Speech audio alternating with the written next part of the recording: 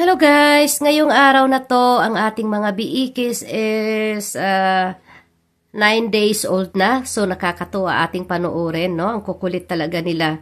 So natutuwa ako kanina sa pagpanood. Pero naaawa ako kasi away sila ng away. Ito panoorin natin. Ayan, no?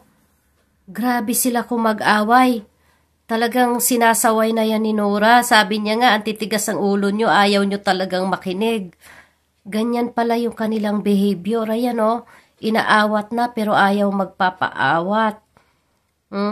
Kaya yung nagbibideo din, kaya hindi sila mapupukusan. So grabe.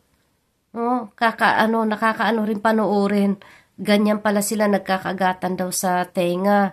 Ayun o yung malalaki naman sila pero yung si Bulinggit, yung andoon sa dulo, hindi siya sumasama kasi hindi niya siguro kayang makipag-away.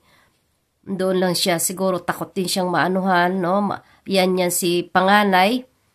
Siya si panganay na pinakamaliit. So yun, andyan siya lagi sa hulihan, no? Aywan ko anong pinag-aawayan nila, pero sabi nga ng nag-alaga, ganyan daw talagang behavior nila. Ayan si Bulinggit, oh. Pero lumaki-laki na rin naman siya ng kaunti, eh. Unlike doon sa pito na talagang tawag niyan malalaki.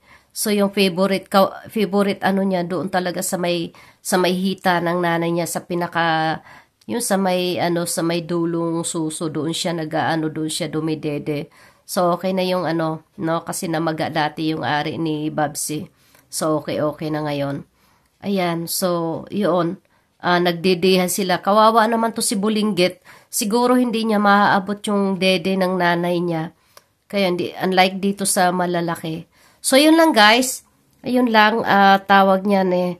Yun lang so yan. No? Ilang beses ko tong inulit-ulit na panuorin. Kasi ang kulit nila. No, para din pala silang aso at saka pusa kung mag-away, grabe. So yan, thank you so much mga ka-farmers. No, yan lang ating update. Thank you.